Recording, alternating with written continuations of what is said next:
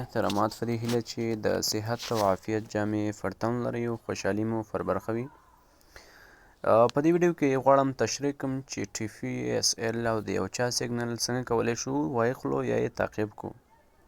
نو ډېره په اسانۍ سره کولی شو. دلته ګورئ دا ما سیګنل چې څه وخت مخکې ما ورکړی و AGLD USDT بای لانګ د اخیستلو څخه 1.52 دی د اخیستلو څخه دا سیل ټارګټ معنا د خرڅولو هدفونه د فلورولو هدفونه 1.2 پسې پورته ښکته ځای. نو دا سیګنل چې یو چا درکړه څنګه کولی شئ وایخلئ. لاړ به شئ. زه خپله میکسي صرفي لرم او زما په تحلیل سره که ځای نو هېڅکله به تاوان ونه کوي. ما تقریبا 6 ټریډه لګولي. صحیح ده. 2.48 مرجن 5x او 8x دلته ګورئ دا یو. نو دا هېڅکله ما ته تاوان نه کوي. لیکوایډیشن 2.34 دغه ته انشاءالله رسېدی هم نشي. که ورسېدو ما ته فقط اسلو نو په دې کې ما هېڅکله نشي کولی چې لیکوایډ کړي. صحیح ده. که لیکوایډ کوي مې هم دغه 2.48 ما ته ختموي. هېڅ مشکل نشته. خو ګټه به هم همدغومره کوي. کله چې یو کوین پورته شي ښه صحیح ګټه کوي. مثلا فوټول دی FORTAL ګوره ښه دغه دی. صحیح ده. 6.55 د ګټه یې کړې ده. په 2.42 مرجن مې نیولی دی. ستاسو باید مرجن ټیټ او 5x. تاسو به هېڅکله هم لیکوایډ کېدل نه شئ او کوم یو چې تاسو ته ګټه کوي کولی شئ کلوز یې کوئ په اسانۍ سره. ګوره دا اوس ما ته ګټه کوي. دا اوس د دې دا شین فلش کلوز خو ګورئ دا دې ځای نه بیا کلوز کولی شئ. دغسې کلیک به دې کنفرم ته ورکړئ خپله باندې کلوز کېږي. نو هغه AGLD په نامه کوین چې و AGLD دا څنګه کولی شو واخلو موږ.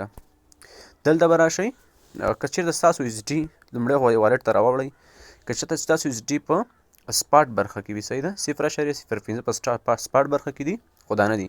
دا به فیوچر ته ټرانسفر کړي. دا به ټرانسفر ووهئ.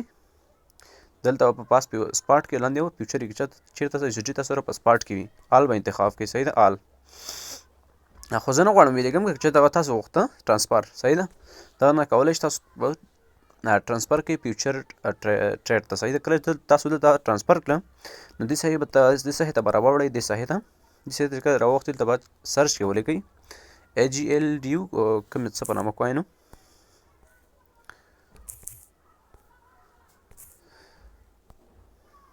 AGLD په نامه کوین دی.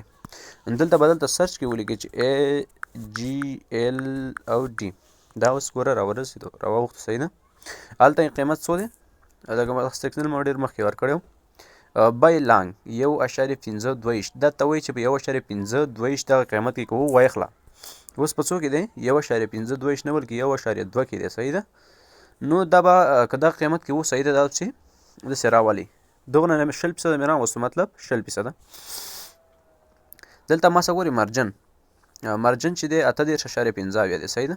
دا چې څومره زیاتوم مرجن زیاتېږي 1 خو باید که چېرته یو کوین واخلئ او ګټه تاوان ونه کوي او ګټه وکړئ نو هماغسې په 2 مرجن 1 2 3 دې نه مرجن بیخي پورته کوئ مه 5x لګوئ. صحیح ده. ګورئ دا x تاسو باید 5 وي ډېر نه د ټول عمر لپاره یې 5 ساتئ که چېرته غواړئ تاسو ګټه وکړئ.